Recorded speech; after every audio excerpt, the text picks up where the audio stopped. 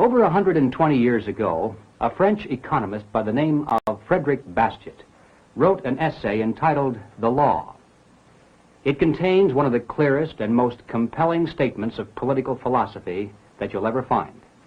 In straightforward language and logic, Bastiat proves beyond all doubt that the proper function of government is to protect the lives, liberty, and property of its citizens, but not to provide for them.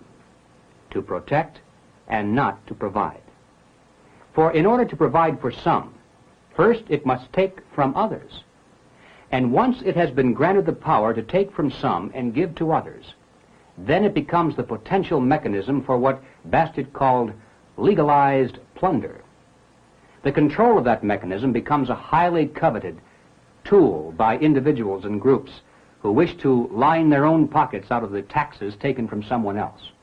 Everybody wants in on the take. Businessmen clamor for tariffs and price-fixing laws so they can charge higher prices.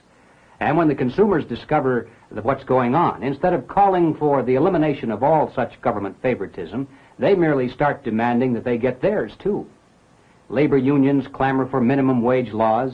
Farmers nuzzle up to the trough and demand price supports. The unemployed want benefits. Families want apartments. Students want grants. Colleges want subsidies.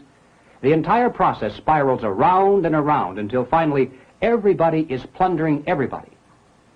And in the end, when taxes skyrocket to the point where there's nothing left to plunder, then the whole system collapses and the game is over. All that's left is the plundering mechanism itself, total government. And freedom is lost. This process, described by Bastiat over 120 years ago, is exactly what's happening in America today. And his warning about the end result of that process constitutes still a third reason why we champion the free enterprise concept.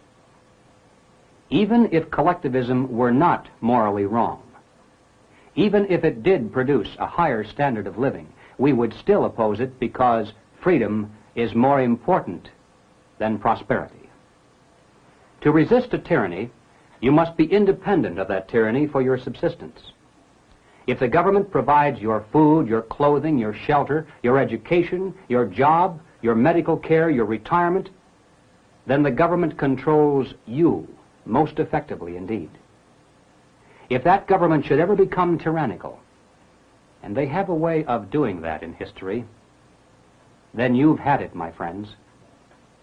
We believe that one of the greatest lessons of history that so desperately needs to be relearned by the American people, our forefathers knew it well, is this.